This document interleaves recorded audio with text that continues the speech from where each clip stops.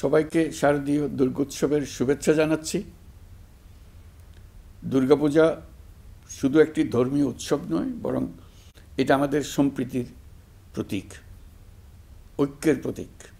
সনাতনী ধর্মবিশ্বাস মতে দশভুজা দুর্গার কাঠামোতে দেশ ও জাতির সব ধরনের ঐক্য ও সংহতির প্রতীক আছে।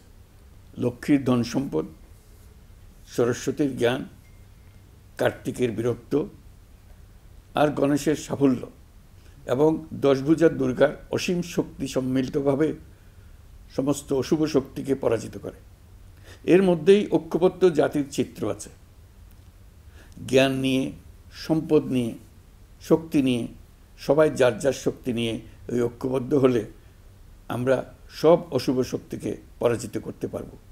কারো সাধ্য নাই আমাদের দমিয়ে রাখার। নিজেরা বিভক্ত হয়ে গেলে, ঐক্যবদ্ধ হতে না পারলে আমরা জাতি হিসেবে উন্নতি করতে পারবো না, এমন রাষ্ট্র গঠন করতে পারবো না যেটা নিয়ে আমরা সবাই দুনিয়ার সামনে গর্ব করতে পারি। দুর্গাপুজো উপলক্ষে গত বছরের মতো এবছরেও সরকারি ছুটি 2 দিন রাখা হয়েছে। সঙ্গে 2 দিন সাপ্তাহিক ছুটি যোগ হওয়ায় আমি আশা করছি সনাতন ধর্মাবলম্বীরা পরিবার পরিজন, বন্ধুবান্ধব সহ এই উৎসব আনন্দঘন পরিবেশে পালন করতে পারবেন।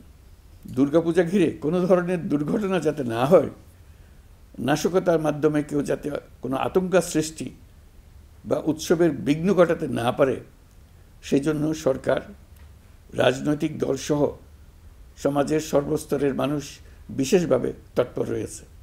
সবাই মিলে চেষ্টা করছে যেন একটা নিখুঁত দুর্গাপূজা অনুষ্ঠিত হয়।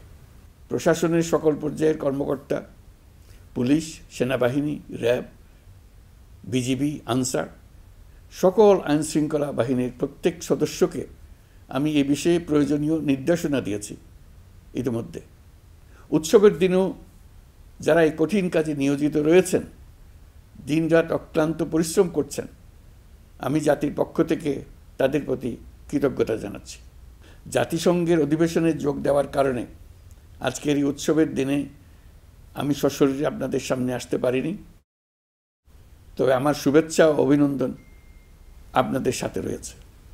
জুলাই গণ অভ্যুত্থানের মধ্য দিয়ে আমরা বৈষম্য ও দুর্নীতিমুক্ত একটি সমৃদ্ধ দেশ গড়ার যে অগ্রযাত্রা শুরু করেছি, তার সফল বাস্তবায়ন করতে হলে ধর্ম, বর্ণ, ভেদাভেদ ভুলে সকলকে একযোগে কাজ করতে হবে।